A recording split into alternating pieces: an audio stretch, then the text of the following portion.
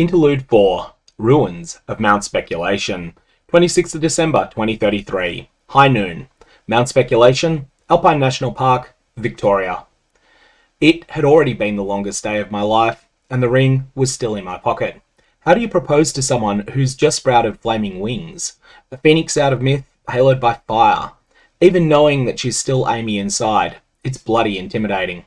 We're almost back at the spot where she'd done a rock jump parkour stunt yesterday, and this time she didn't hesitate.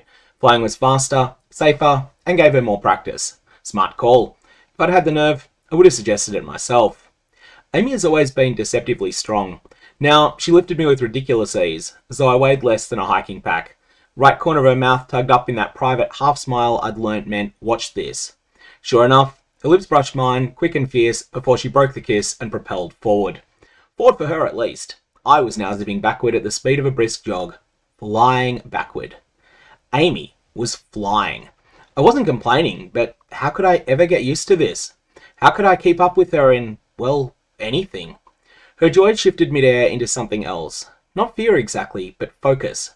I turned to follow her gaze, but before I saw anything, silver lines spin into a tetrahedron around us, fast as a snare snapping shut.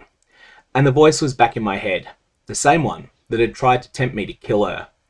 You have discovered Folded Realm, Abandoned Fortress, Mana Signature F17731. Commencing transport, contest for dominance. F for failure? Farcical? I didn't know, but my stomach turned cold. Contest for dominance sounded ominous. The world folded. I can't really explain it any other way. Everything collapsed into one point, and a new world unfolded in its place. A world of darkness, heavy, close, and oppressive. I fumbled for my phone, muttered the wake word, and asked it to turn on the torch. Nothing. All right, this was an American phone. I tried flashlight. Still nothing. Amy's voice pierced the dark. Fiat Lux. I remember those words well, but it's a different memory. Not Amy's little games, but my grandparents' Bible readings. Roman Catholic Mass in Latin, verses seared into memory. Unlike anything I saw at Mass, Amy's command warped reality, and there was light. A flame danced from her palm, then detached, hovering above her shoulder. Shadows leapt on stone walls, slick with damp. The air was thick. We were in a chamber, roughly square. The masonry was ancient, marble facades that had partially collapsed, with corners that were once precise, now crumbled. Patchy repairs of crude mud bricks guard the structure. Heaps of rusted cogs were piled against one wall like discarded toys. In the centre, I saw 4 sarcophagi. They rested in a cross pattern, another reminder of my grandparents' faith. Coincidence? Or something more? No time for that train of thought. One of the lids was moving. The scrape of stone on stone echoed in my chest. Dust poured out. Then the stench hit. Sweet rot mixed with iron. I braced for skeletons or zombies. Something familiar. What clawed its way free was worse. The voice named them Crimson Clanker corpses. F rank. F for farcical. Nothing about them was farcical. The first one rose. Metal and meat, a hideous amalgam bolted together in ways that hurt the eyes. Limbs jointed like machine parts, wrapped in flesh as though someone had slathered 6-week rotten steak over gears. The creature reminded me of playing with Meccano sets as a kid, those play construction kits that were focused on gears, cogs and connectors rather than bricks. Imagine starting with that, then smearing it with a thick, reeking coat of flesh and gore. That's what we were looking at. It stood on 5 legs tipped with meat-covered steel orbs, 2 ending in crude blades. Its chest was half-exposed machinery, half pulsing rot. Amy's flame flickered above us, shadows twisted and coiled. Wall, I said quickly. Don't get surrounded. Without taking my eyes off the clanker, I reached for the axe, which still exuded its killing frost. Would ice even help here? The gamer in me thought that it would be effective but unremarkable, but I had no idea whether this new reality cared one iota about the rules of 2020 RPGs. At least, I have the lightning kick as a fallback, if some sort of ice resistance renders the axe a dud. We shuffled back as the thing advanced, faster than I expected. Its blades scraped sparks across the floor. I darted left, then right, feinting, circling. My axe swung at its joints, but bounced harmlessly, the icy edge cracking against steel. I think about my strengths and weaknesses in a fight. I grew up in a safe suburb in Melbourne, one of the safest cities in the world. I've never been in serious fights. I'm honestly not suited for this at all, but Amy needs me. even if she could handle it alone. I wanted to be at her side and to face it together. And just because I'm not strong, that doesn't make me weak either. I can swing an axe hard enough to ruin the day of anyone that wants to hurt her. The creature's stench slammed into me, rotting meat striking like a physical wave of revulsion. My stomach lurched until Amy's voice sliced through in Latin. Ultinum stomache molestia sanatur. Something about, I hope your entire lineage are cured of gut illness? Her mastery of this once dead language far eclipses mine, and whatever she invoked works swiftly. I stagger, but I don't fall. No time to thank her. Not yet. A plan crystallizes in my mind. I'll play the role of a skirmish fighter. Outmaneuver the opponent, then set up a devastating single strike I can devote a huge portion of my mana to. Hopefully, I can inflict injuries that limit this monstrosity's mobility. Another strike confirmed that ice wasn't the answer I'd hoped. Amy makes another plea to the cosmos. Cupio cognice infirmities huetes intis supernaturalis. I don't know exactly what that means, but I catch the words cognitions, infirm, supernatural, and entity. Maybe it's something to do with knowing weaknesses. It looks like she's planning something big, and she needs me to piss this thing off, to buy time for her magic to win the fight.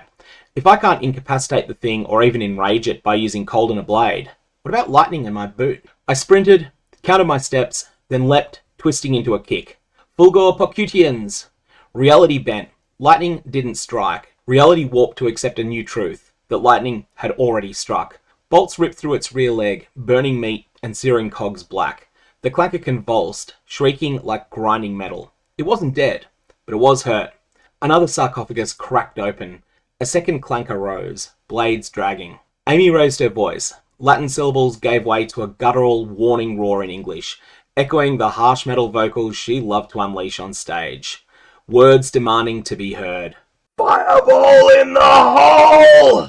Her words slammed through the chamber like a sonic boom. Nothing magical about that. Amy could just be loud. I didn't need telling twice. I bolted as the world behind me detonated. Amy's spell wasn't simply a fireball. It was a four-pronged bottled catastrophe. She conjured a mystical Molotov cocktail and hurled it at the downed clanker. The first cataclysm was the initial explosion when it struck the clanker, firing shards of superheated glass. Fortunately, they mostly scattered in a plane that wasn't the direction I'd run. The second and third strikes came milliseconds apart. Physics does not like it when you superheat air in a tiny area. The air rioted against this treatment, fleeing in all directions. That was the second cataclysm, a shockwave of air. The third strike, milliseconds later, was a wave of heat. I was maybe 10 meters away from the epicenter when the shockwave lifted me off the ground and the flame burst pummeled into me. The sound added insult to injuries, but Amy's warning got me far enough from ground zero in time. I slammed into the ground, rolled, coughing smoke.